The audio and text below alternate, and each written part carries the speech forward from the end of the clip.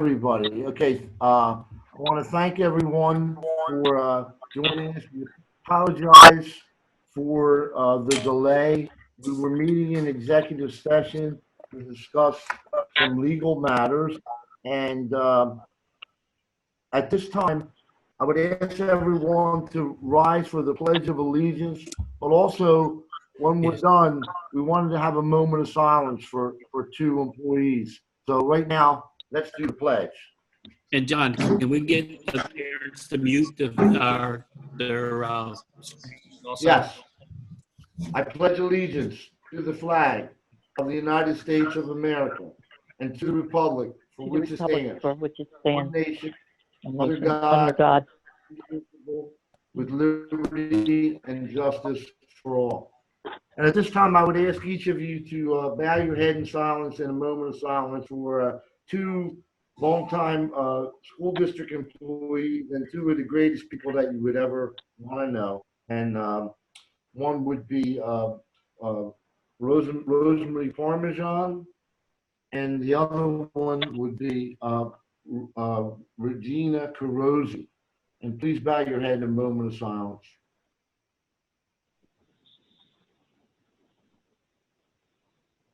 Thank you. Okay, I would ask the people that are on, if you could mute, just because there's a lot of background noise. And if you have a problem hearing me, but most of the questions will be answered by Dr. Minetti, please give a thumbs up or thumbs down if you can't hear, okay? So first I want to start the meeting, and just this announcement that this meeting will be conducted live, but in virtual format via Zoom technology.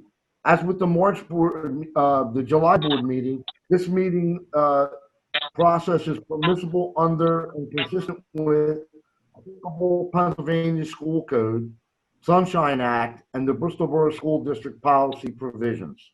Public access for participation in the meeting can be accomplished per the instructions attached, and it does appear that we have a lot of public access, and we appreciate everyone joining us tonight.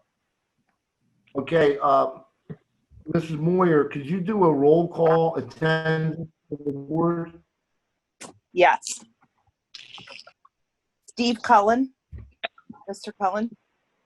Here. Mr. DeMarcus. Here. Ms. Paglione. Here. Mr. Poliafico. Here. Mr. Parolo. Mr. Poplawski. Here. Mr. Rusin. Here. Mr. Ciccoletti. Here. Mr. D'Angelo. Present. So we're all here. Okay. Could I get a motion to approve the agenda tonight with two addendums? I'll make the motion. Could I get a second? Second. I'll make the motion, Mr. Collins, second. We have to do a roll call vote. I'm sorry. Jen, would you do? I'll do the roll call vote, Jen. Make it easier. Mr. Ciccoletti. Yes. Mr. Cullen. Yes. Mr. DeMarcus. Yes. Mrs. Paglione. Yes. Mr. Poliafico. Yes. Mr. Parolo. Mr. Parolo. Must have dropped off. Mr. Poplawski. Yes. Mr. Rusin. Yes. And I vote yes. So that motion carries 8-0-0. Okay, let's move on to Dr. Minetti. You have some reports. You want to talk about some stuff? Thank you, John. I would like to start off by thanking Paul Hetherington and his son Chris for the video that they put together for the senior class. I'm on the channel, so if you didn't get a chance to watch it, you might want to tune in and check it out. It's also linked on our website. They did a wonderful job commemorating the graduation of our seniors this year. So I just wanted to say thank you to them for that. If I would you like me to give my presentation for our agenda items at this time? Okay. Sure. For the past 5 months, it's been a very challenge for all of us to decide what it is we need to do for the return to school. As a parent, I understand the worry and concern that your family is going through as you navigate the uncertainty that surrounds the opening of school for the fall. I too through the same challenge. I truly appreciate the support and feedback you've given to help us define what the beginning of the 2020-2021 school year will look like for students in the borough. Over the past several months, the district has been preparing for the return of students in September. We continually monitor information regarding COVID-19 and its for the reopening of schools, using guidance from the Bucks County Department of Health, Pennsylvania Department of Health, and the Centers for Disease Control and Prevention. We rigorously explore options for reopening through the lens of health, safety, health and safety of our students, faculty, and staff as a top priority. As a result of our ongoing research and in an abundance of caution, it is the recommendation to the board of the Bristol Borough School District to use a virtual model of instruction for the beginning of the 2020-21 school year, with a reevaluation to return to school on October 21st.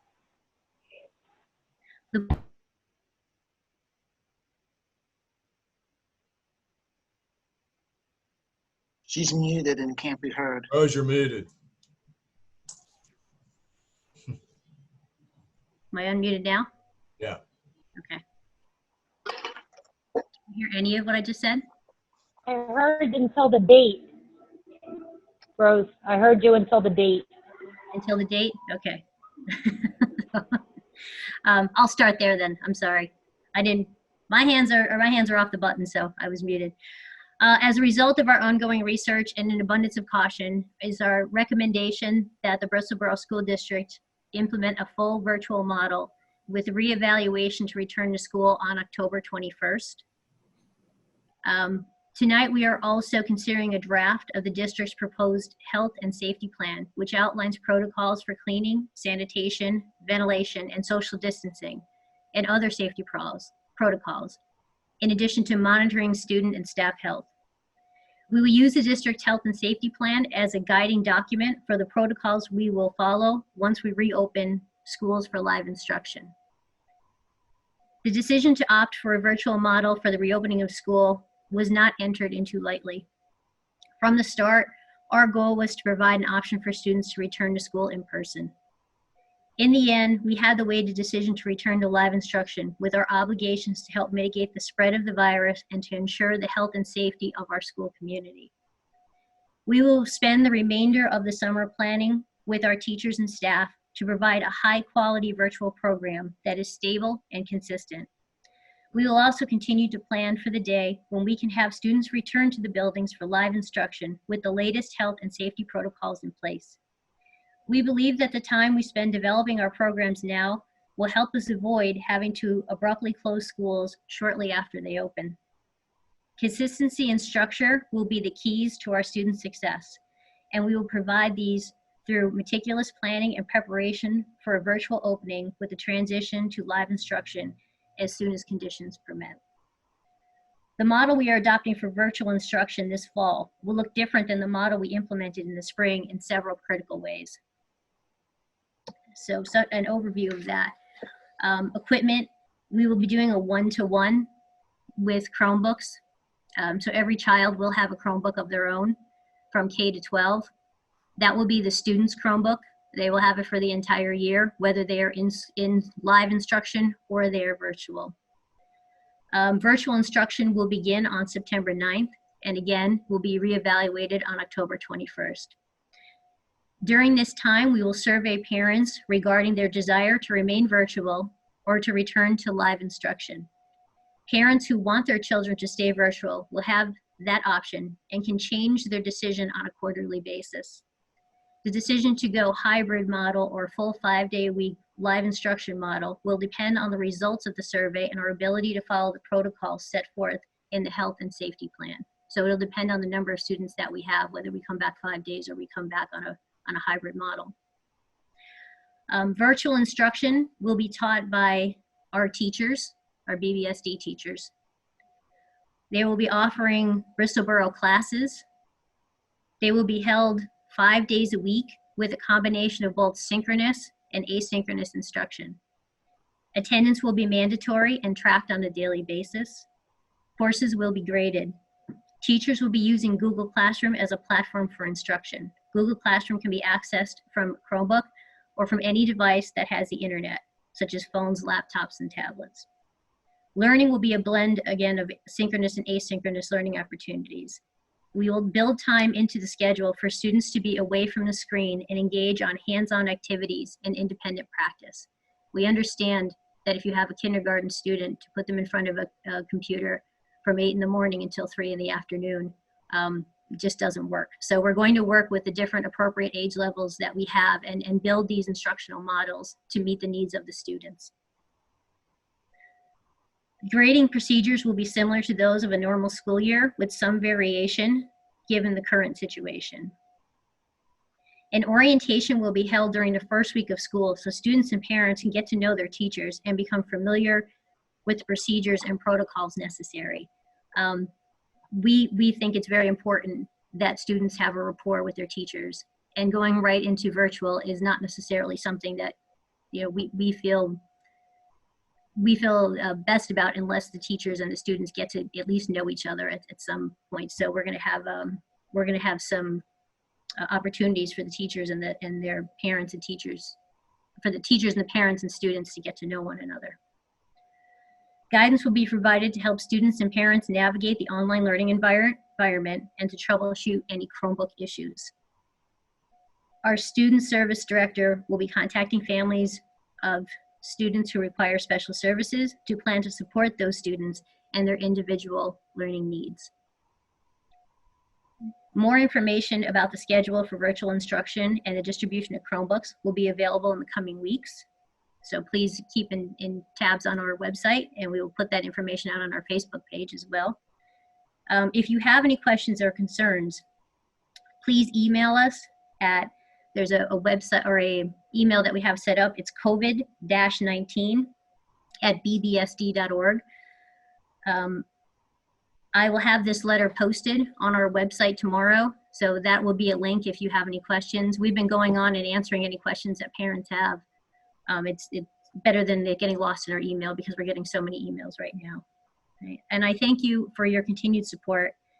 And we look forward to a successful opening to the 2020-21 school year and to working with our families to serve the individual needs of all of our students. Thank you.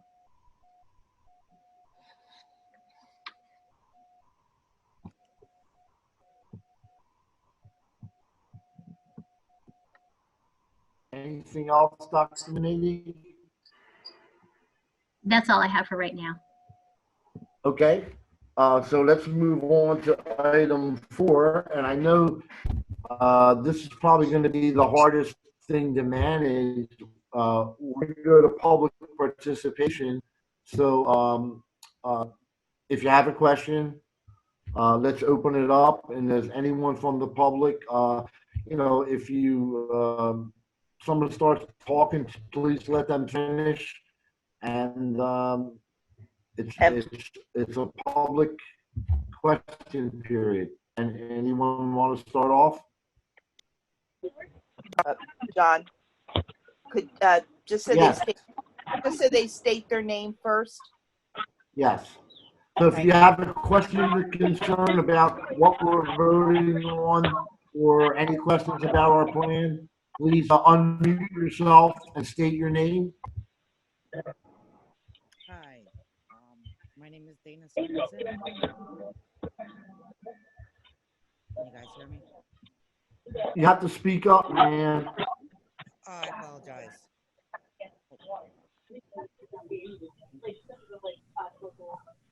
I'm not hearing you. I'm sorry.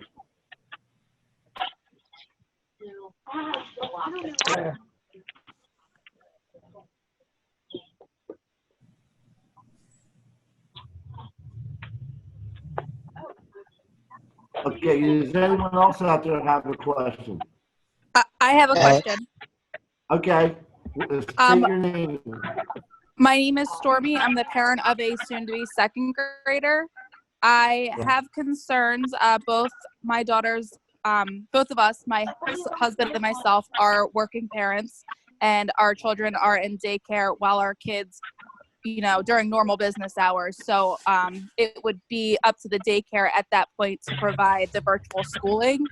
I just want to know, is my daughter going to be penalized if she is not able to meet the requirements that are put in place? Thank you, Stormy. Thank you very much for your question. And I know that's a question that a lot of parents have right now. We understand that this is going to be a difficult situation for parents who are working. We would not want your daughter to be penalized if she couldn't get on because she was in daycare.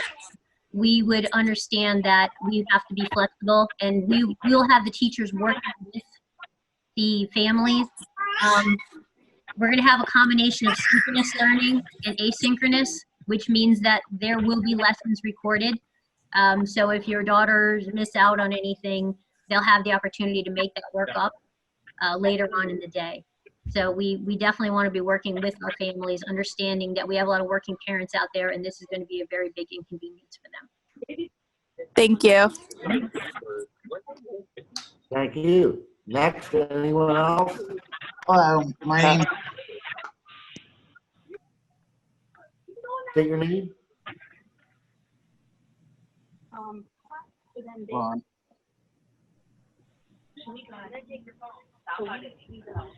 Hello? In regards to the IU classrooms that are half night or grotty, will they be following the same type of schedule?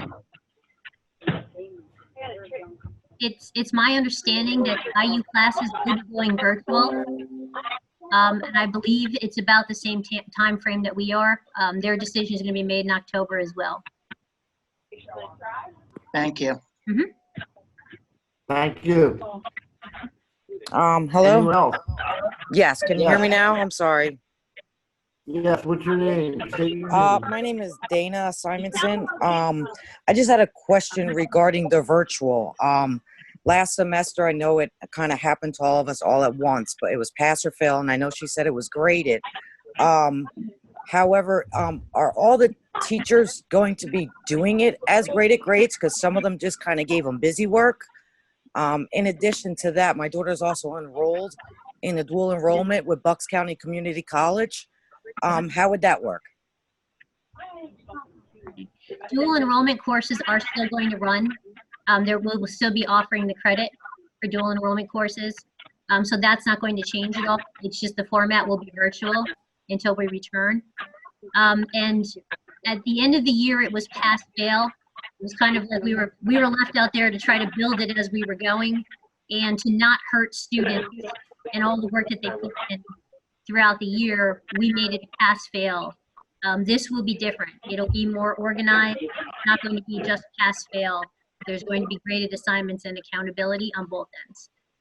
Okay, so on the teacher's end as well. The only reason why I ask is because last semester was kind of like, if you go to school, you go to school. You do the assignments, you do the assignments. And I mean, that's not really an education in my eyes.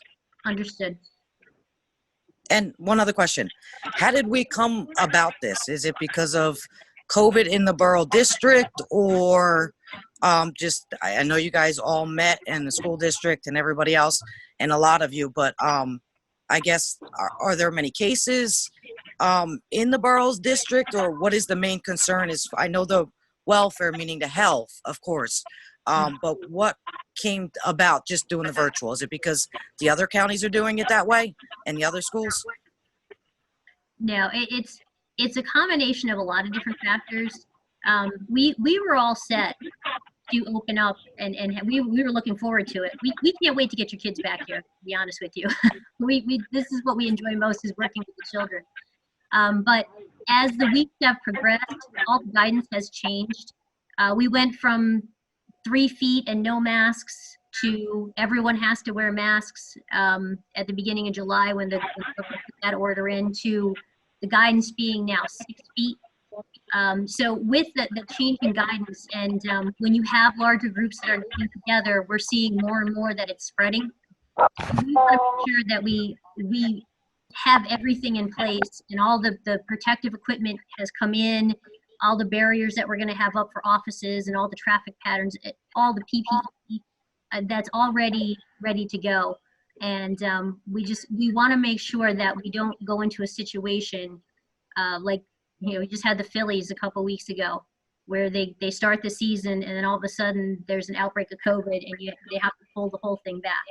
I would rather start off virtually and have parents know that up front and be able to adjust and do what they need to do to make that work than to go a few more weeks with the hope that we can do hybrid and then have cases and things fall apart and now we have to go virtual and we're not really planned out for that. So it's really with an abundance of caution and with the understanding that we want to bring kids back here as soon as we possibly can, as soon as it's safe, as soon as we know for sure that we have everything ready to go and we have the protocols in place. I would much rather wait than have parents scrambling the second week of school because we have a COVID outbreak and we're gonna have to shut it down. So if anything like that's, I'm sorry. So if that's in place, as far as I understand the distancing and stuff, and come October 21st, most of that, like you said, it's in place now, but if it is definitely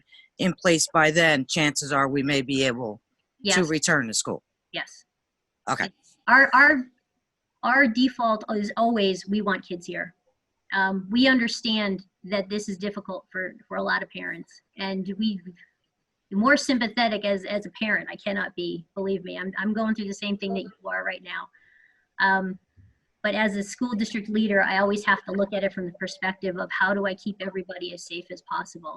And this time will allow us to really put some plans in place. We'll know how many families want to stay virtual, and then we'll have the lists of the kids who are going to be coming back. The parents are planning on sending them back, and we are going to devise the classrooms around the number of kids that we're going to have coming back.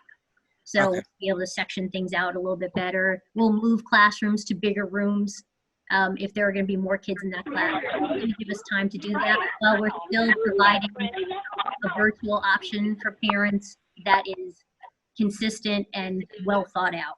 So that's why we're going in this direction. Okay. Thank you. You're welcome. Any other questions? Hello? Yes. Can you hear me? Yes, we can. State your name, please. My name is Robert. Robert, your last name? White. Okay, Robert, what is your question? All right, my question is, how is this social distance going to work out in school? I might have came into the conversation kind of late, but how is the social distance going to work out in school? Well, we're going to be starting virtually at the beginning of the year. But when we do bring kids back, when we make that decision, we're going to have the desks 6 feet apart, and we're going to have masks.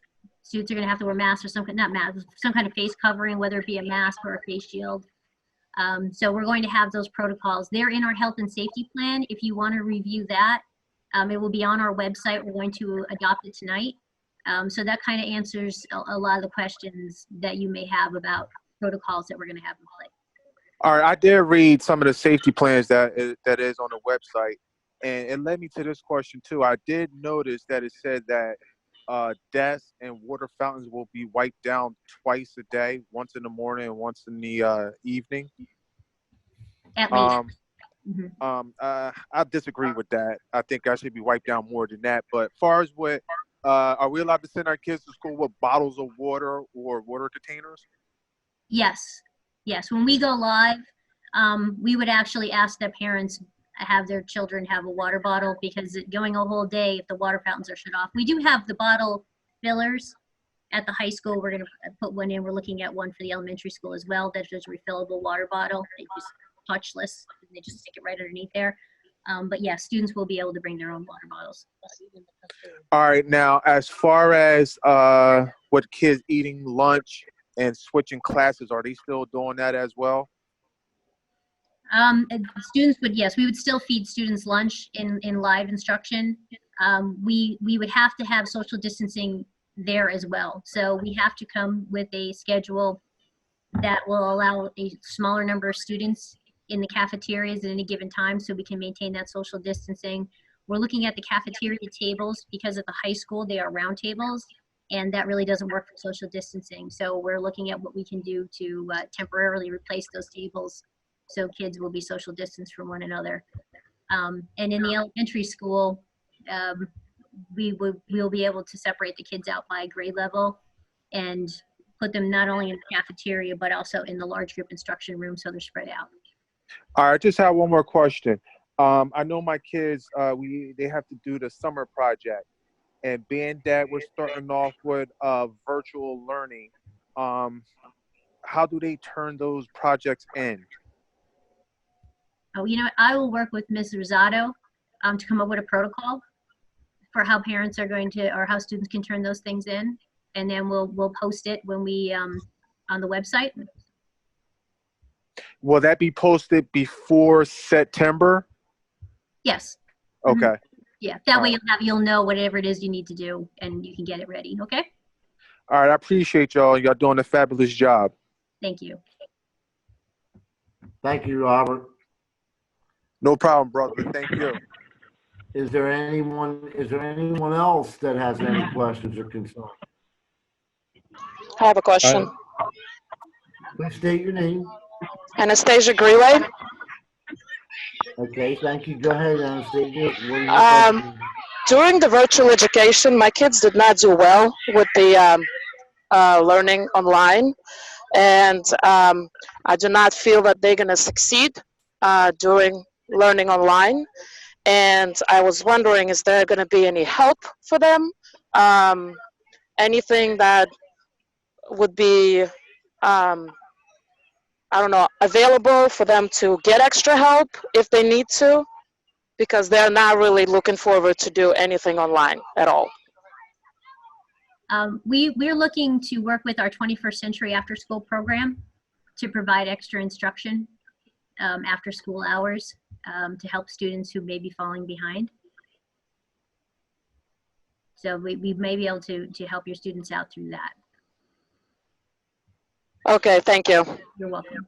Anastasia, can I just add one other thing for you? That, you know, when we went virtual in March, and, you know, one day we woke up and we were virtual, it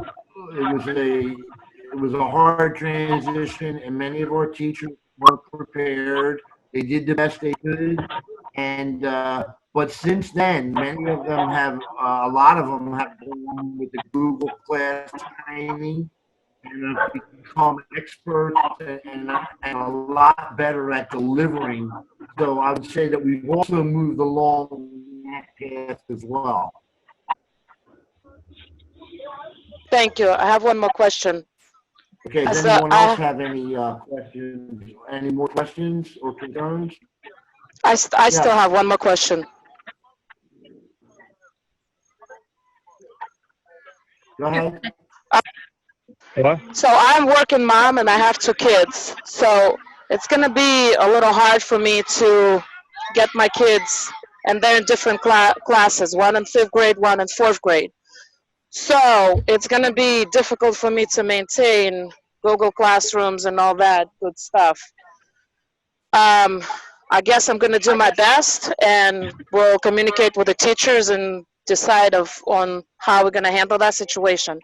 They're going to be, I guess, acceptable of, you know, maybe submitted work later, or attending classrooms later or something like that if I cannot get my kids at the same time on the computer? Yes, I know our teachers are going to be as flexible as they can be. You know, our goal is to not lose kids along the way. This is going to be difficult, and we understand that. And you know, we have a staff who really cares about the children, and I know that they're going to go 110% to make sure that they're getting everything that they need. So, you know, and if you're having any issues at all, please do not hesitate to reach out to the elementary principal, Ms. Rosado, or Ms. Simikowski, or, you know, one of the guidance counselors, whatever we can do to help parents during this time. I know for some, this is going to be very difficult. All right, thank you so much. You're welcome. Thank you, Anastasia. Any other questions? I have a question. Go ahead. State your name, please. My name is Melissa Cologne. My daughter has an IEP and she's in special needs class. Is it going to be a pass and fail situation for her? We will follow the IEPs and however it is stated in the IEP as far as how the student is going to pass, because some IEPs are written where the threshold for pass fail is different than if they were in a general ed setting. So we're going to follow what is written in the IEP. And Dr. Smith will be reaching out to parents of students who maybe need some extra support or have an IEP. So we're making sure that we meet the need. And also, her teacher was Mrs. O, and she worked with me last time to do night sessions. So I'm hoping maybe she can do that as well, because I work and my husband works full time. Yeah, understood. We're gonna be as flexible as we can be, for sure. Okay, thank you. I don't have any more questions. Thank you. Well, thank you for your question. Thank you very much. We have any other questions? I have one. Sure, please state your name. So my name's Erica Schaber. I actually have a couple. So one is, I know that the nurses and Miss Mortimer have links in Google Classroom, but are they bringing in anybody else for mental health services? I know that Pendel sometimes comes in to talk to the kids, but is there going to be any other support services for our older kids who are struggling mentally? That's a very good question. Mental health is going to be a very big issue for us. Even there's academic success and there's mental health success with our kids, and we need to serve all of those needs. As we move into these next couple weeks, we're going to evaluate the services that we have for kids, because this is not an easy transition for them. That being at home is not that being at home is difficult, but having to readjust to this environment and not coming in is going to be difficult for some kids. So we're always open to having extra support services for our students as needed. So we'll definitely evaluate that. Thank you for bringing that to our attention. And then, so my second one is, my daughter has a gifted IEP, and we were not contacted at all since hers was written. So is there going to be any follow through or contact this coming year about her services? Yes. Okay. Yes. If you could contact, there's the COVID-19, yep. You can put something in there, or you can write directly to Mrs. Rosado, and we'll make sure that your needs are being met. Okay. Thank you. You're welcome. Thank you, Erica. Any other questions? I have a comment. Dory, go ahead. Hi. So 2 quick comments. The first is I would like to acknowledge the 21st Century team for the virtual summer camp that the kids had the opportunity to participate in. It really was an exceptional experience for the kids that were able to take advantage of it, and we were completely wowed by what a great couple of weeks our son was able to have because of that. And my second comment is I'd really like to thank the school board, Dr. Minetti, Dr. Smith, for their thoughtful and response to the comments we had last time regarding our special needs students and how we can come together as a community and better advocate for children with disabilities. I know Mr. D'Angelo and I have enjoyed numerous hours on the phone, as well as Mr. Cullen, Mr. Ruzin, and I want to thank you for your commitment to our students and making sure that they don't get lost in the shuffle during this difficult time. And for any parents that have a student with a disability or caregivers of a student with a disability, we do have a disability support group on Facebook for those families. And if you reach out to Dr. Smith or your special ed teacher, they can help put you in touch with us, and we can help be a support for each other during this time. Well, Thank you so very much for your Lori. comments.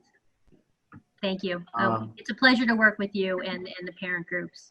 You know, we want to make sure that we're providing the best education possible for every one of our students. So thank you for being such willing participants in all of this.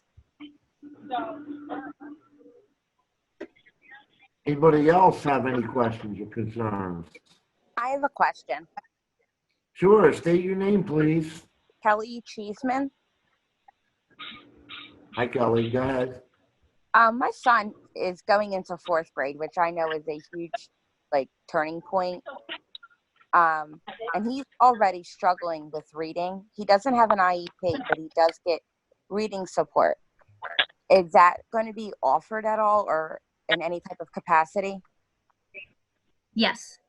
Yes, we'll have supplementals for our students. If they received any kind of supplemental help before, they'll still continue to receive that supplement. Okay, thank you. Thank you, Kelly.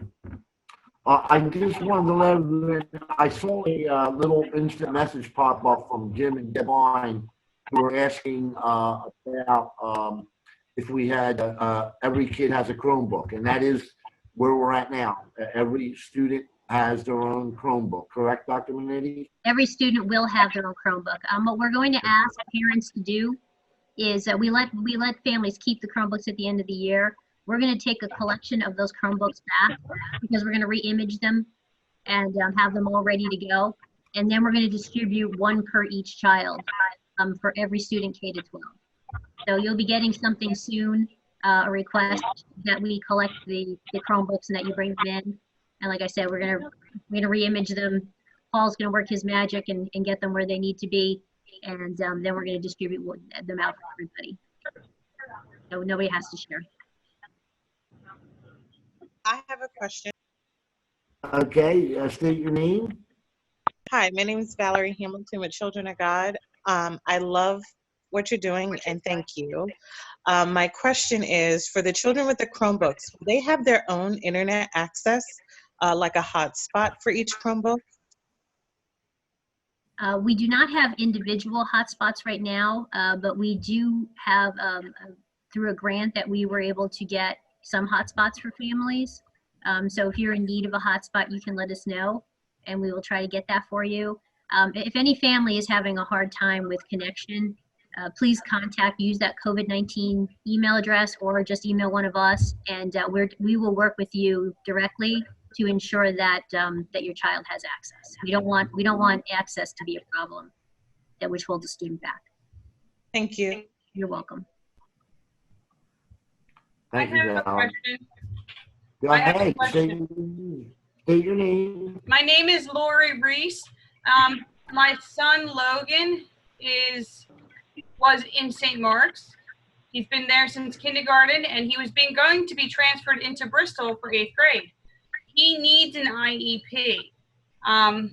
He has never been evaluated by Bristol. We started the process in February, and then COVID happened, and nothing happened. So where my concern is that I want to make sure, because of the virtual, I want to make sure he's not getting lost in the system in a sense. I want to make sure that enrollment has happened, that we're going to get communication, and that we're kind of like enrolled in the system. Because he's a brand new Bristol enteree. So I just want to make sure that, I don't know what his class schedule is. I don't know what his teachers are. So all of that would be helpful, and I'm not sure how communication is coming, if it's going to be emailed or if I just need to keep going onto the website. Dr. Minetti, can I just add, it's Mrs. Rosato. So I'm familiar with Ms. Reese and Logan. So I will make sure that you hear from Dr. Smith in regard to the evaluation. Okay. And, if your registration is complete and he's moving over, like Dr. Minetti did mention in the beginning, we think it's critical that our children do meet their new teachers in one shape, or form. So we are definitely setting up those times where we will be, making that connection with the children. But I have you written down, and I will make sure that we follow up with you. Okay. Thank you. Thank you, Lori. I just saw something pop up from Heather Catroci, just asking, so if kids need their Chromebook, when are they going to get them? How do they get them? Can we just real quickly go over that? Well, we're going to work out a procedure for that for the first couple of days of school. I want to work with the teachers and the administration in the buildings to get that situated. So first we're going to collect the ones that we have out. And then we're going to have just like we distributed materials in the past, we'll have time frames where the students will come in. We want them to meet their teachers anyway, but we want them to socially distance. So we'll put a schedule together. They'll come in, they'll go through, meet their teachers, get their Chromebook, get any protocols or procedures that they need before we send them back. And then there was a question about elementary schedule. I will put more about the elementary schedule in the next week or two, because I just want to work with the elementary teachers. There's a difference between scheduling kindergarten and scheduling 4th grade. So I want to make sure that before I put something out, that I have time to talk to the teachers and make sure that it really meets the needs of the learners at each particular grade level. So I will be getting that to you soon. And Rose, I see another kind of question. Mr. D'Angelo. Yes. I'm sorry to interrupt, but I'm getting a storm here. I have to move. I'll try and reconnect to the meeting. I'm sorry, Mr. D'Angelo, Dr. Benetti, and board members. Thank you. Just get out of the rain, Dave. Okay, but one of the questions was, well, when will my children be able to know who their teacher is? And that's kind of the same question. Once you put the schedule together, Dr. Manetti, you'll be pushing that out, correct? Yes. In the next few weeks, we'll put that out. Getting these plans together to this point, once we have tonight done and we have the plans approved, then we're going to move forward plowing through the schedules and where the students are going to be, and then all the logistics of getting the Chromebooks collected and getting them back out. Those are our next steps. I have a question. And Ann Wilkinson. Hi, Ann. How you doing? Good to see you again. I have a series of them. So my first one, in the virtual setting in synchronous learning, because of the work schedules of parents, will there be the availability to videotape the teaching session?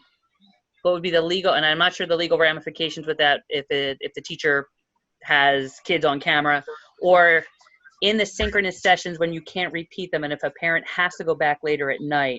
I know asynchronous can be videotaped, but could that be a consideration in the virtual environment? My second question is hybrid. When, with a big W, when we move to hybrid, because we're moving, I'm deciding it now, when we move to hybrid, have you guys considered the idea of either the flipped classroom or bimodal teaching to allow for that? And could that be also considered in your pedagogy, those conversations, to have live and remote learning happening at the same time in that classroom? And then again, flip the classroom.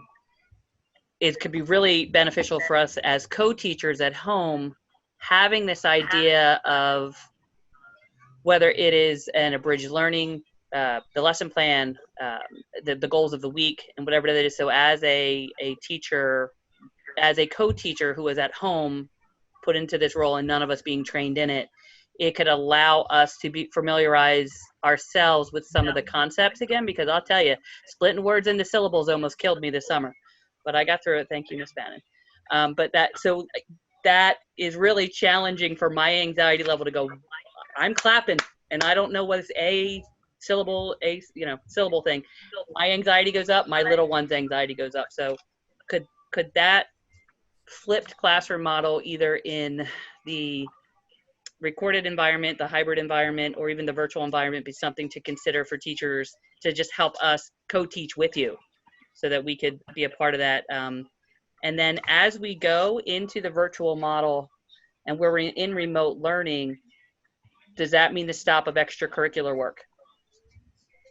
Meaning if they can't be in the classroom together 6 feet distance with the concern of respiratory droplets, would extracurriculars stop as we get into the fall semester? And would that be a start in October then? Okay, I'm going to try to answer your questions, and if I forgot one of them, you can let me know. I'm real good at reminding people. Ask Kelly. Yeah, get me through the three. For virtual and a flipped classroom, that is a pedagogy we will certainly consider if we have some kind of hybrid schedule. The better use of time when the students are actually with the teacher and in front of them would be going over the material that was pre-recorded and allowing parents to have access to that material as well. So a flipped classroom is definitely something that we will put into our pedagogy. We will be recording lessons. If you have a synchronous lesson, you can actually record it. There was a lot going back and forth in the spring about whether it's legal or not. And, we'll check with Attorney Truelove just to make sure that we're hitting all the legal requirements on that. But it is my understanding that you can record synchronous. You just have to be careful with the students that are in the room. So if you have students who are live, like let's say you had students who were live and you were recording it, you can't record the students who are sitting there, but you can record the lesson and the teacher's teaching. As far as extracurricular activities are concerned, we're going to take those on a case-by-case basis. It depends on what kind of extracurricular it is that we're talking about. So some things are contact sports. Those are under consideration right now through PIAA. So, we're going to look at every extracurricular and what it is that we're doing in those and make sure we're maintaining social distancing. We would like to run as many things as we possibly can and have students involved outside of the school day. But, given the parameters that we have right now and the changing guidance, I can't really give you a solid answer on that one. All right, thank you. I have just a statement. Mm-hmm. I think the amount of work you all put into this should be applauded. I will tell you, what you're saying is not making a lot of us happy, and y'all knew that was going to happen. But we get the work and the time on task and the consideration that you guys had. And the most important thing that I heard out of all of this is we will work with you and your child. And that I really find refreshing in this environment for you to say and to go on record saying that and saying that as a school board, because that's really going to be important. It's going to be about the individual experience with the child as we move it forward. So thank you for that sentiment and that statement, and thank you for all the work that you've done so far. Thank you very much for your support. Thank you, Dr. Williamson. Any other questions? Any other questions or concerns? This is Jesse Walker. I don't know if you can hear me. Yes, Jesse, we can hear you. Thank you. I guess I just wonder about, it's not surprising to have to go virtual. I understand that. I guess I just wonder too, like there was talk about hiring another principal. If we're going virtual, do we really need the principal, or can we just use that money to help provide more support for teachers and students and other people to help reach out to students on a more regular basis, and use funding that way? I guess that's one question I have. Well, we aren't hiring a principal now this month. We are actually putting it on hold for a little while. We want to make sure that we have our feet under us and that we're running our programs the way they need to be run before we move into that realm. So we are going to hold off for a little bit on that. Well, that's good to hear, because I'm sure everything is costing more and there's more expenses So to, save some money to help out where we can with virtual stuff seems to make sense, or to help out with providing additional support for education. So that's good. And another question, are we still doing all the sports and everything? Or, if school's going virtual, it seems odd to have sports done. Well, the governor put out guidance today. He didn't put out a mandate. He put out a very strong suggestion, I'll call it, that sports do not start until January 1st, which is triggering a meeting from the PIAA that was going on this afternoon. It's probably still going on this evening. I haven't been able to check my computer at all. So sports may be shut down at the state level. And then if they're not, then we're going to have to make some decisions as a school district as to what it is we feel comfortable and what parents feel comfortable with moving forward.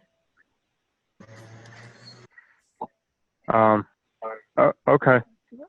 And then I guess I just wonder if there's ways to do more projects with students. Maybe there's ways to come up with projects that students can do at home versus, beyond just regular instruction. Maybe there's ways teachers can integrate that and make something like that going on, for various subjects and various grade levels. Just a thought. Yeah, I think that's a project-based instruction in a virtual world is probably one of the best modes that you can do, because it'll take both the in-person instruction and the large group, and then kids can go and do a project that kind of on their own, and you can actually have them work virtually together in small groups. So those are all instructional practices are really what we're going to be working on for the next couple of weeks. We wanted to make this decision early enough so parents can find the help that they need and have the support that they need moving forward. But we also want to make sure that our teachers had enough time to prepare for the virtual world as well, and to work with them on best instructional practices. So I agree that hands-on projects and those kind of projects are going to be important moving forward. I have a question. Yeah, and anything to help working parents, because it's going to be really hard. I mean, I'm not in the same situation, but if you have young kids, it's going to be so hard for them. So any way to find ways to help working parents, like people have been mentioning beforehand. Agreed. Thank you. Thanks. I have a question. I was wondering, Angela O'Brien. Hi, I was Angela. wondering if there's any kind, do you know offhand the hours for instruction? Are they going to be the same hours? Students start at 8, they finish at 2:40, or is there another kind of way you're trying to structure it since it'll be virtual at first? We're going to work on that after tonight to make sure that we, like I said, it may look a little different even by grade level, what that check on time is going to be. And we'll also have to take into consideration that if parents are at work, that students are going to have another opportunity in order to check in. So we don't have that fully worked out yet. So I don't want to tell you a time now and then I change it. I try to be very careful with what I'm putting out, that I don't say something and then parents plan around that and I have to change it. So that's why I'm kind of holding back a little bit on some things, just because I want to make sure that it's solid before you start planning. And I thought that's what you were saying, but I wanted to just make sure I was perfectly. I'm one of the chairs of the Parent Advisory Committee, so I run the Facebook page, and a lot of parents still come to me with questions. Yes. So that would be one of the ones that I get. I also get any idea about school uniforms and school supplies. I'm telling the parents that eventually we should be back in school, so still make sure you have uniforms. Still make sure you get the school supplies. It will be needed no matter what. Yes. Okay, I wanted to make sure I was giving the proper information on that. And we're really, sharing school supplies when they come back is going to be an issue. We want kids to make sure they have their own. And if they can't have those things on their own, we'll have to provide them for them. But we won't be sharing anything. Right. We go live. Mm-hmm. Right. And some materials for the classes we'll actually be providing for the families at home. Okay. Like we did in the fall, like anything with the packets that we need, we'll right. things.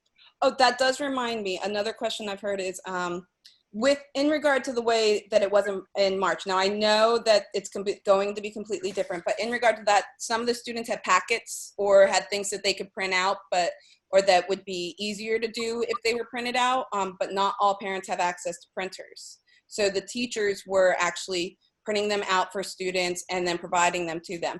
Is that something that will continue where the teachers will still have the ability to do that? Yes, yes. Mrs. Rosado made a lot of photocopies over the secretaries. They're great sports about it. I can only imagine. Yeah, yeah. Anything that a parent needs, we'll make sure that we're able to get it for them.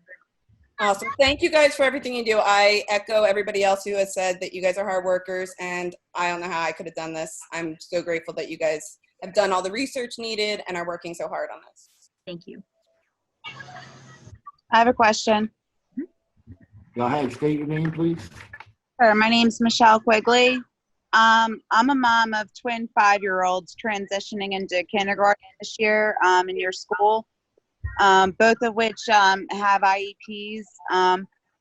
It was just going through my thoughts. I know other districts have chosen to open for special needs kids only. I was just wondering as to why the decision for Bristol Borough was different, especially for those kids who do have extreme needs. Well, we're looking at it from a safety aspect, in that if it's not safe to bring back students, then it's not safe to bring back students. So, we want to spend the time, mastering the virtual model, but understand that there are some students who really, as soon as we could possibly get them back in, we will. So, and there are different variations of special needs students, as I'm sure you are aware. So we are going to look at the ones with greatest need and make sure that we're, as soon as we can bring students back, we will bring them back and have everything in place for that to happen and for them to be able to be successful. But we don't want to just say, okay, we'll have special needs students come back early and then we don't have it all prepared, and then there's a bigger problem. So we want to make sure we work with individual families of students who have high needs and put the things in place that we have. Okay, thank you. Just one other question. Like I know someone had mentioned some of the kindergartens or not kindergartens, I'm sorry, the daycares are offering, help with kids with kindergarten for the virtual learning. However, one of my kids specifically has been kicked out of daycare 3 times due to his special needs and the lack of services he's been receiving since COVID.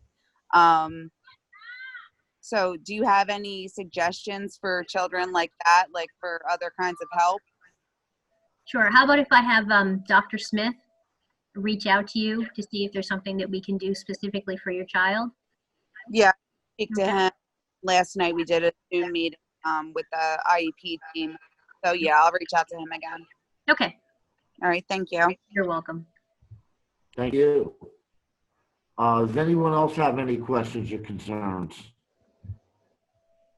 Okay, 2 things. While we've all been talking and answering questions, I want to thank Kelly and Heather Kachochi, because there's been a lot of little chat questions around when can I pick up packets, and very much of the questions were similar, and they've been answering them on screen.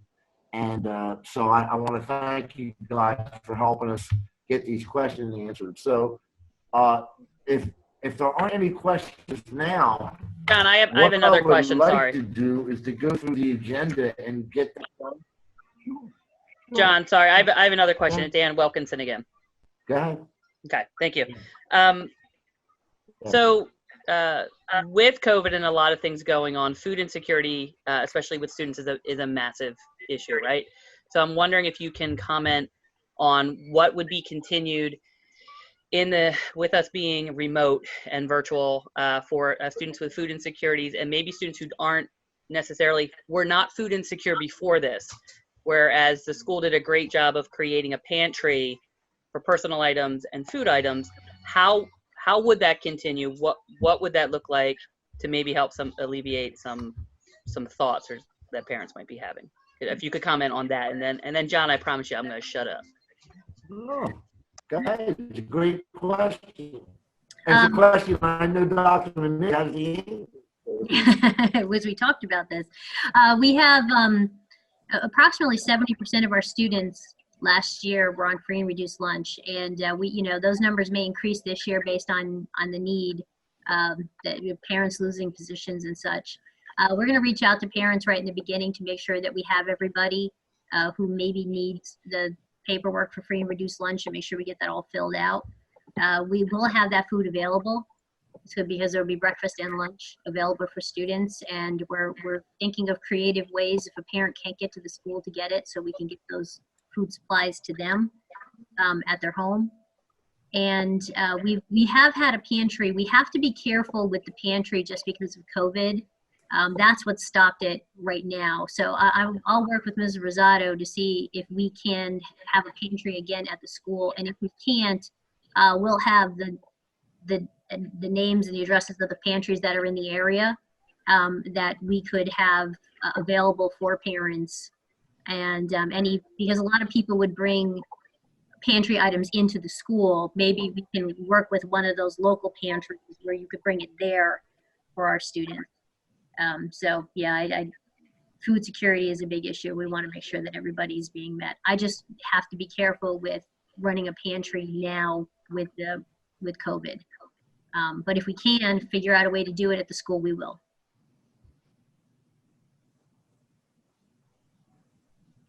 Okay, great question. Any other questions?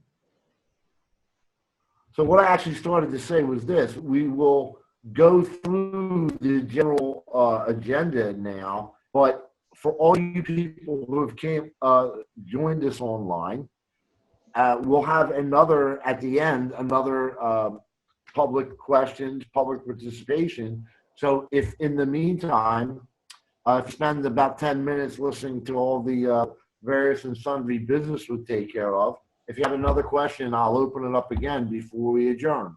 So if there's no other questions now, I would like to move on to the new business. And under new business, I would make the motion under, yes, question. Okay, maybe that's not a question. So under new business, I would make the motion that we approve to adopt the attached resolution 20-21-2, 520.1 of the Pennsylvania School Code for temporary emergency provisions due to a declared emergency. I made that motion. Get a second. Second. Mr. Cullen, thank you. Is any questions or concerns about this motion? Okay, if there's no questions, I'll do the roll call vote. Jeff, question? No. Okay, I'm sorry. You know what it is, Jeff? I see your light around your box lighting up, and sometimes that's indicative that you're talking. Okay, so let's go down the line. Mr. Ciccoletti. Mr. Ciccoletti fell off. Mr. Cullen. Yes. Mr. DeMarcus. Mr. Mrs. Paglione. Yes. Mr. Poliafico. Yes. Mr. Parolo. Yes. Good to have you back. Mr. Poplawski. Yes. Mr. Rusin. Yes. And Mr. D'Angelo says yes, and that vote will carry, Jan, 8-0-0. Moving on to item B. Approve the health and safety plan regarding the start of the school year 2021 with the noted changes. That's the motion. Mr. Second. Could I get a second? Second. Second by Mr. Cullen. Thank you, Mr. Cullen. Any questions or concerns? Okay, we'll do a roll call vote. Mr. Ciccoletti. Mr. Cullen. Yes. Mr. DeMarcus. Yes. Ms. Paglione. Yes. Mr. Poliafico. Yes. Mr. Parolo, Yes. Mr. Popolowski, Yes. Mr. Rusin, Yes. and Mr. D'Angelo is a yes. That motion carries 8-0-0. Okay, item C, approve to adopt resolution 20-21-3 to extend the period to pay taxes without penalty to December 31, 2020. That's my motion. Can I get a second? Second. Mr. Cohen, thank you. Any questions or concerns from the board members?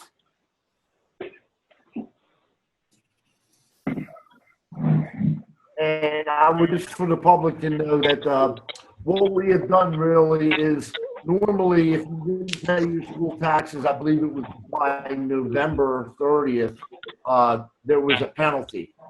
And due to the COVID and in kind of according to what other districts are doing, that we decided that it would be kind of just a mindful and good thing to do to just extend it another month and not charge anybody a penalty, give them an extra 30 days to pay. So that's really what we're voting on here. Okay, so let's do a roll call vote. Mr. Ciccoletti, Mr. Cullen, Yes. Mr. DeMarcus, Yes. Mrs. Paglione, Yes. Mr. Poliapico, Yes. Mr. Parolo, Yes. Mr. Poplowski, Yes. Mr. Rusin, Yes.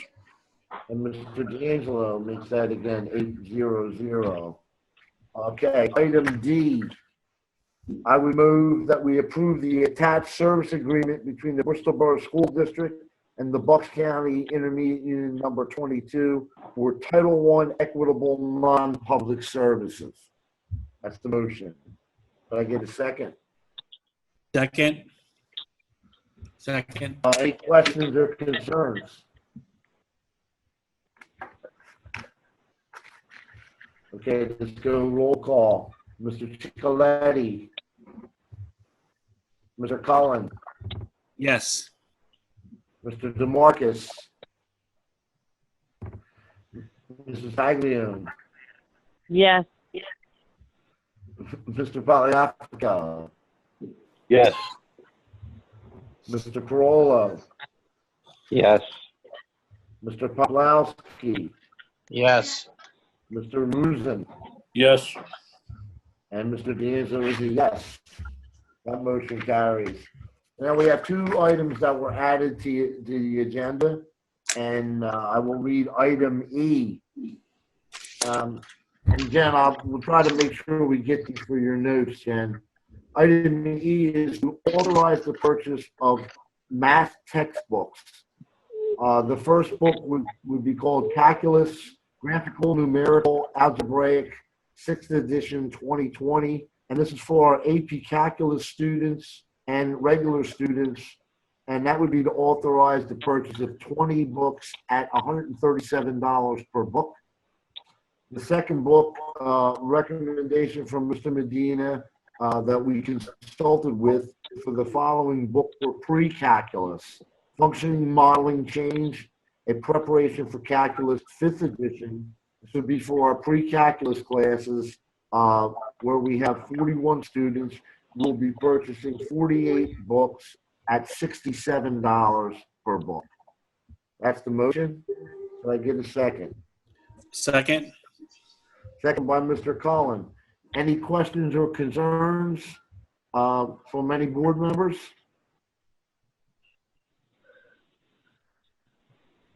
I'll take that as a no. Let's do a roll call vote. Mr. Ciccoletti. Mr. Cullen. Yes.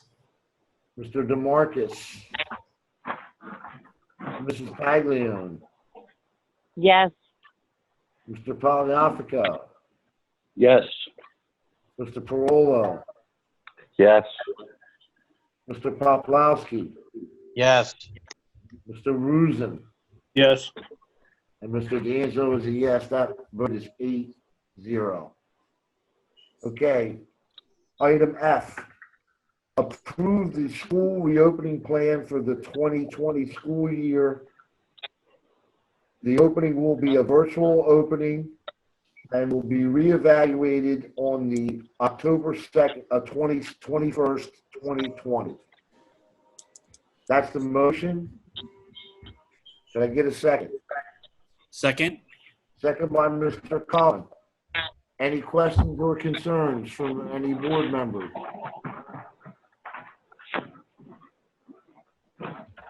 I'll take that as a no. And we'll go through a roll call vote. Mr. Chicoletti. Mr. Cullen. Yes. Mr. DeMarcus. Yes. Ms. Caglione. Yes. Mr. Poliafico. Yes. Mr. Parolo. Yes. Mr. Poplawski. Yes. Mr. Luzin. Yes. And Mr. D'Angelo, and that vote is 8-0-0. Okay, we'll swing back to the public. Has anyone had any other questions about anything we voted on or something that you may have forgot? Time is yours. Please state your name.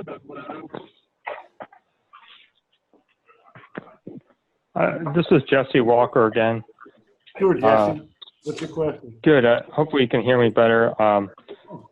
Yeah, I guess it's just a couple questions I was just thinking about in the meantime. Have we received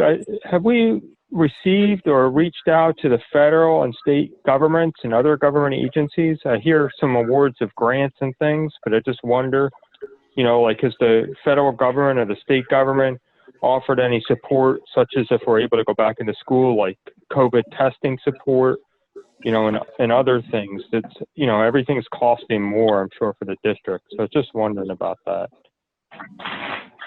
We have money that we are applying for through two different federal programs. One is the CARES Act. So we were able to apply for money through that. And then the ESSERS grant, we're applying for money through that as well. So those can be used for a multitude of different things to provide, like PPE for the school, any kind of extra textbooks or virtual technology that you need in Chromebooks and such.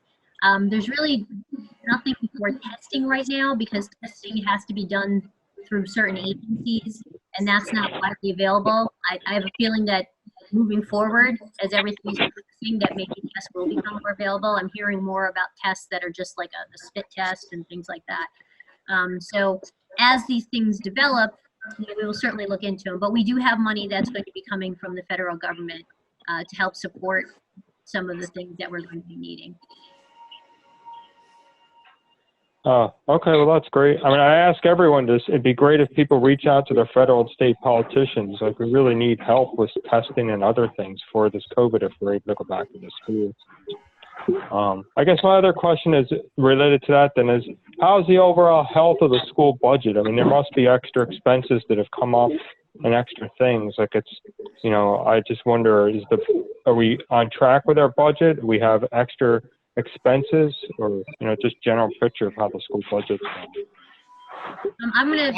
Is Chris? As of right, yeah, I got it. As of right now, our school budget's fine. I mean, we took into account the fact that we were going to receive money for these federal and state grants that we're getting, the CARES Act and the ESSER specifically, where we're receiving about $550,000 for PPE and other things like that. Other than that, it's been pretty much business as usual for the school district. There's really been no other changes other than that. We're still paying the same people and whatnot. So the extra expense is being covered by the grants that we're receiving. Okay. And then I don't know if this occurs, and maybe I miss it, but is the agenda for school board meetings, is that ever posted beforehand or afterwards too? So the public can view it? Jesse, I could answer that for you. You could go to Board Docs. If you go to Board Docs and even just search it, Board Docs and Bristol Borough School District, the agenda will come up. And you can see all the past agendas there. and all the attachments. Okay. Does that help? Is it posted beforehand at all? Yes, yes. Okay. Normally, sometimes Jesse, I have to wait. We have to wait for things. Like we'll have to wait for just different certain things, but we try to get it there 2 days beforehand. If not, it's definitely there the day before. So I'll try to put a link on our website for it, but if not, don't hesitate. Just go, anybody that's good with Google, or, you don't have to be good with it. Just put on Board Docs, Bristol Borough School District, and it'll come, and I feature the one that's coming up. And go to meetings and then agenda. And if you have any questions, don't hesitate to contact me, and I'll help you through it. Thanks. You're welcome. Anything else, Jesse? And just to follow up with Jesse's question, most of the time when we do publish the agenda, and there are cases, especially now when we're trying to maybe vote on contract or vote on certain things where we have to add them that night. So you hear us, you might not see online the agenda. We've added 2 things tonight, but then again, we'll edit the agenda. And when the final one will be put out there, we'll have the agenda items that we added. So, there probably will be 2, one prior to, and then the final one. And again, if you have any questions about a specific one, then can help you out. Any other questions or concerns?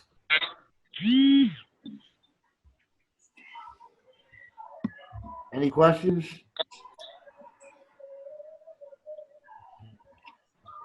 Okay, we are getting some, Angie O'Brien is sending a little, but if we don't have any other questions or concerns, I would like to just update some information. Our next public meeting is Thursday. Does somebody have a question?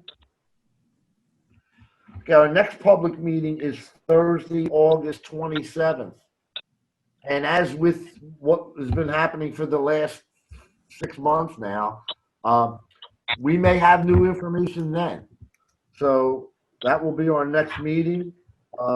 Hopefully, many of you that joined us tonight would want to join us again. Anything else I'm missing, Dr. Minetti? Nope, no, I think we have that. I'm going to post my comments from tonight. They'll be on the website, so if you want to review kind of the things that I was talking about, they'll be all available for you. And we'll continue to post information as it becomes available. And we're still working out some things. I want to take a minute to thank my administration. They've been working so hard, just coming up with. We've been measuring classrooms and going back and forth about all the little details of this and just talking it out. And when we think we have an answer, then we have to switch it around again. So I really want to thank them for all the hard work they put in this summer, and the board for their continued support. But, I have to tell you just how impressed I am every time I get to meet with the public about what a supportive public we have here in the borough. Thank you so much for coming on tonight and for your wonderful questions. And I understand you have concerns, as we all do. We're going to work through them together. But thank you for coming and being here and being part of this bigger conversation. And if you have any questions, please do not hesitate to reach us. We'll make sure that we're getting everything that you need. So thanks again. Thank you, Dr. Vanetti. So this time I just want to go around the horn with the board. Mr. Ciccoletti, are you online or have you dropped off? I think maybe Mr. Ciccoletti is caught up in the storm. Let's hope that everything is okay. Mr. Cullen, any comments, any concerns? No, I have nothing at this time, but I appreciate all the work that the school district has been doing and yourself. Thank you. Mr. DeMarcus, questions, concerns? It's really nice to see, again, like Dr. Mitty said, how many people are involved and coming to the meetings and posing these really important questions. So it's nice to see, and thanks to everyone for the hard work. Thank you, Mrs. DeMarcus. Ms. Paglione, any comments? No, I don't have any at this time, but just want to thank the administration for all their hard work also. Thank Thank you. you, Mrs. Paglione. Mr. Poliafico. I'm good. Just wanted to say the same thing that Joe and Mary Jane said. Appreciate all the hard work by Rose and her staff and the custodial staff, maintenance department, cafeteria workers, and everybody. Excellent work. And just to tell the public to hang in there and try not to pull all your hair out. But, we're going to get through this. Thanks. Absolutely, Mr. Poliafico, I agree. Mr. Parolo. Yeah, I guess I could just echo what Jeff said because he said it pretty well, thanking everybody. And I also like to give a shout out to Pat Sabatini, who helped us with the concrete at the pole barn, Gabe Baracall, and Tommy Carpenter. I know I'm missing some people, but they really helped us. They saved us a lot of money. And I just wanted to give them a shout out because they really worked hard. They put in like a 12, 16-hour day. So thank them and thank Can you give us a little update on the progress that we've made? Well, the inside is poured. We're going to do the outside next week. It's 40 by 60. So we should be able to house all the football equipment, all the track equipment, and we should have access right from the track to the pole barn. So nothing will be left out in the weather anymore. So we're pretty much all there. By next week, everything will be done. And then we'll be able to focus all our attention to the inside of the building, whatever it's going to take to get the kids back to school. John, I just have one other question, John. Sure. Al, is there going to be a walkway tour from the walking path to the actual garage, or is it going to be gravel, or can you tell me? Tell us. Well, yeah, I was talking to Freddie today. Now that's good because there is gravel there, but I don't know. I didn't know if we had the money to blacktop that. But yeah, I saw that too, and it's a great idea because I was going to bring that up, but I just wanted to wait until we got all the concrete done. But I think it'd be a good idea to have it done. We're also putting in a gate there for the track for the handicap. Right. So, if somebody's handicapped and they want to push their kid around the track, they'll have easy access to that. Great. Yeah, that's a great idea. I was just curious, if there was going to be any kind of a walkway to the, either, blacktop or gravel. It doesn't have to be done at this time, but, maybe some other time. But good job on all that. And thank everybody that participated and did the work out there. Well done. Yeah, they did a good job. It was really hot that day. We poured. There was four concrete, 40 yards. We got another 50 yards to pour. So, it's a lot of work, but yeah, absolutely. Thank God for the volunteers. Yep, very good. I'm good, John. Thanks. Well, no, I think that's a good idea, Jeff, because I was back there too, and we did that, and let's get a nice path there that they could, wheel stuff in.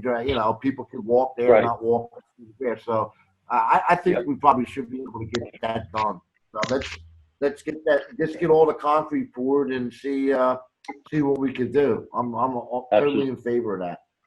Absolutely. Okay. Mr. Parolo, that was you. Anything else, Mr. Parolo? No, that's about it. Mr. Poplowski. Nothing at this time. Just wanted to thank everybody for everything they've been doing over this whole pandemic. Mr. Ruzin? Yeah, I just got a question for Al about where do we stand with the boilers? Are they done or are they in the process yet? Good question. Al? The boilers are 2/3 done. I was in there the other day. I took a look at them. They're all in. It looks like two of them are set up. The third one is going to be set up, but it should all be done within a week or two. So, but everything is in. The boilers are in. The old ones are out, and so we're good with that. I mean, John Donnelly did a great job. Came in with a great price. I mean, we probably saved 150,000 having him do it. So, but we're there. We're like 2/3 of the way there on it, and they look really good, and they're high efficiency. So we shouldn't have to worry about that for 25, 30 years. Well, yeah, I just want to thank you for being on top of that. And also, I want the rest of the board to think about something before our next meeting, that maybe we ought to see about getting a heating contract or a contractor to maintain them boilers that really know what they're doing with them, so we don't have the issue we had with the other boilers. And also, I wanted to point out the maintenance squad did a beautiful job power washing the outside of the high school. They did a wonderful job. It looks really nice, and proud to be a Warrior. Thank you. Thank you, Mr. Rusin. And John, listen, Jeff, I was over at the school the other day, and I took a walk down when we did the interviews. If you want, I'm sure Kelly could get somebody to let you in over there to see that. I believe he's still working. He's kind of finishing up the piping. So go take a look at him. It really looks good in there. It really does. You'll like it. Yeah, I want to come. I want to go look at them, and I appreciate it if I can get in to take a look. Absolutely. Yeah. Just give Kelly a call, and he might even be there. But Mr. Gatto is usually in and out, and Mr. Gatto was at the interviews with us, and he took this down, and it's an impressive thing, you know. He's we're not long before we can fire those babies up. So yeah. Oh, okay. Nice. Sounds good. Dave, let me jump in there for 1 second. John, John Donnelly is going to have the heating contract for them, the service them. Oh, okay, that's great. Yeah, because he's taking care of all the air conditioning units and the thing. He's changed all the filters in the schools and all that. So he'll have the contract for that. So we won't have to worry no more. That's great. Way to stay on top of it, buddy. Thank you. You quit on it, man. Okay. So I just wanted to kind of mention again that I've been really seeing firsthand all the work that Dr. Minetti and Kelly and the whole administrative staff, Dr. Smith, Mr. Gatto, Bobby down at the elementary as well. And so, and every day they seem to get something new or some new variable or some new protocol or requirement. And they really have been doing a great job. And I just want to tell, I'm really kind of just encouraged by the public support coming out and attending this meeting. I know we might have had a few little technical blips and blumps, but we want you to be involved because that's the only way we know what to do. And we got a lot of great questions, a lot of things that we maybe can follow up on, and I can tell you, and I think I will speak on behalf of the entire board. We're committed to going back, and we know that in March when we walked out, going back is a whole different place. It's got to be. It's got to be compliant. It's got to be a great environment for learning. We're committed to getting our kids back in school as quickly as we can. And Dr. Minetti, great job. Continue to amaze me.